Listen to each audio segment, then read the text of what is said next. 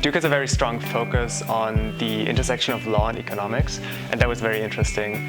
And then they also offer courses that are very cutting edge. So I'm in one course on artificial intelligence and legal tech, and I felt like this was very up to date, and it felt really interesting.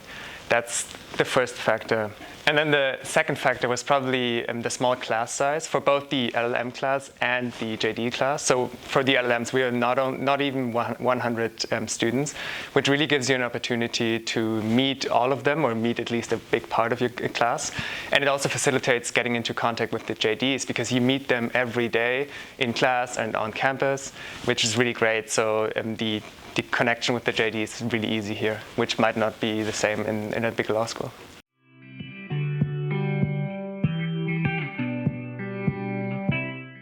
Professor Ward, he's really great. He's very enthusiastic about his class. And what we do is we talk about the legal implications and the ethics implications of developing AI technology.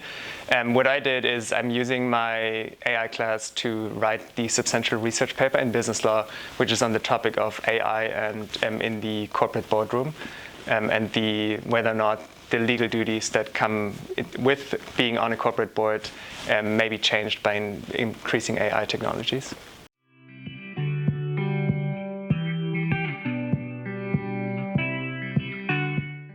This international arbitration moot court is the biggest moot court in its field, which is international arbitration and sales law. It usually has a showing of 380 teams that compete in Vienna, and what the students have to do is they write 2 briefs for claimant and respondent in an arbitration, and then they go on to compete in Vienna in the oral rounds. I myself participated 3 years ago, and then I coached the team of the University of Munich last year. And this is actually what led me here to Duke. I met the Duke team in one of the events leading up to the competition in Vienna. And then I talked to Dean Marr about potentially coaching or assisting in coaching this year's Duke team. She said yes. And now I'm coaching together with Professor Melske, who teaches international arbitration here at Duke in the spring semester. And we put together a team of LLMs and JDs, the JDs ranging between 1Ls and 3Ls.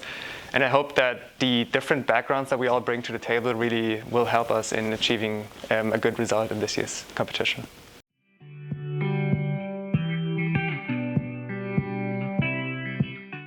So Durham is really small when you first come here, especially if you're used to living in a bigger city. So you need some time to adapt, but then because of Duke's international community and also because the Triangle is such a big research hub here in North Carolina, Durham really has a lot of great restaurants, bars, and also performance shows. You just need to find them, but it's not that hard because Durham's quite small. And then also there's some benefits that come with it, namely Duke's campus is beautiful and I can bike to school every day, which maybe wouldn't have been possible if I studied in a bigger city. There's a lot of state parks that are only about an hour or 2 away from Durham.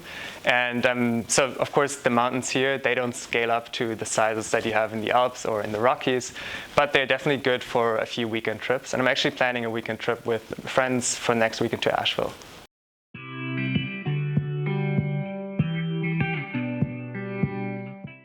I would advise you to really take advantage of all the resources that are out there. So the law school websites are really specific about what you can expect if you decide to go to this or that program.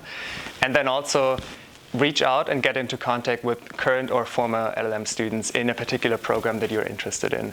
So these might be either people that you know from home or somebody who found on LinkedIn or somebody, even the law school, put you in touch with. I'm sure they are all very happy of answering questions and giving their own advice. For me, it was very important to get into contact with a colleague that I've worked with back in Germany.